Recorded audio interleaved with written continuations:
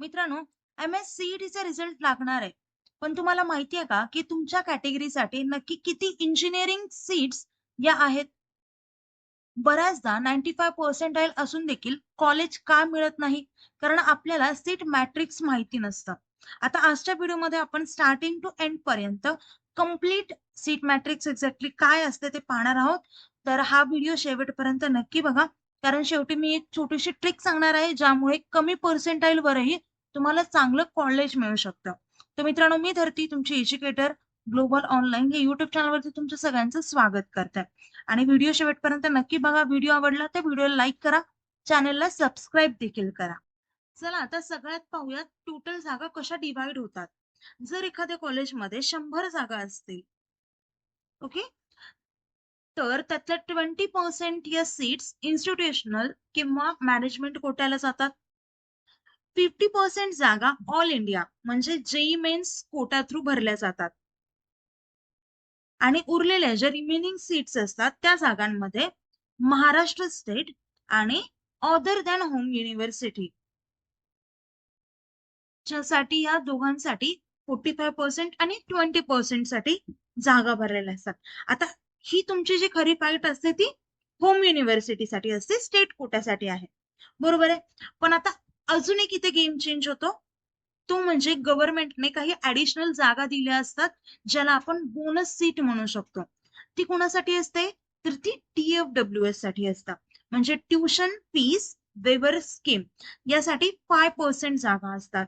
ज्या ब्रांचेसमध्ये 50% पेक्षा कमी जागा भरल्यात, तिथे हा कोटा नसतो.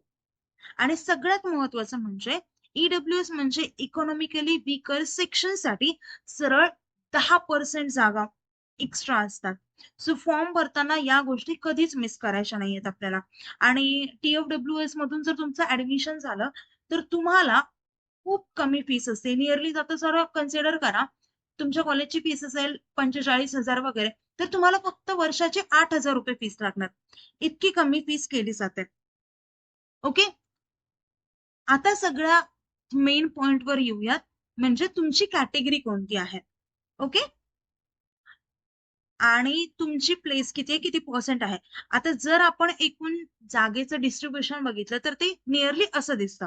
पहा, ओपन कॅटेगरीमध्ये 11 ते 12 सीट्स 40%, ओबीसी मध्ये 5 ते 6 जागा असतात 22%, एससी साठी 3 to 4 सीट्स असतात 11% रिझर्व आहे, एसटी साठी 3% म्हणजे एक सीट असते, एनटी साठी 3 सीट्स, बीजे साठी 1 सीट, डिफेन्स साठी 1 जागा आणि पीएच म्हणजेच फिजिकली हँडिकॅप यांच्यासाठी 1 ते 2 जागा असतात म्हणजे 7%.